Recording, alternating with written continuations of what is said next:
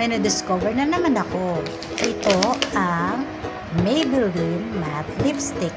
At ang ganda nito. Hindi masyadong maamoy. At ang ganda ng kanyang color. Ang napili ko lang naman ay Touch of Spice. Ayan o. Tara, subukan natin. Yan, sa nakikita nyo, ito po ang aking lalaki na wala pa po ka-lipstick. Ayan. So, ilalagay na natin ang lipstick na ating napili. Ayan. So, baba. Ayan, ito na. Excited na kayo, no? OMG, napakaganda. Ang kulay po niya ay parang naghahalong pink at pula. Ayan, no? Ang ganda ng peg natin ngayon. Pulang-pula.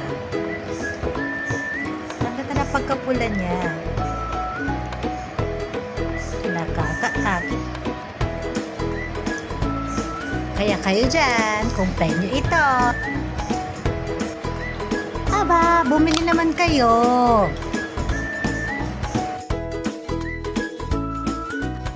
How to be you po. I woke up like this. Yan tayo eh. Hanggang sa muli. Love yourself. Bye everyone. I do hope may natutunan naman tayo. Okay, please do subscribe in our YouTube channel. Bye. God bless.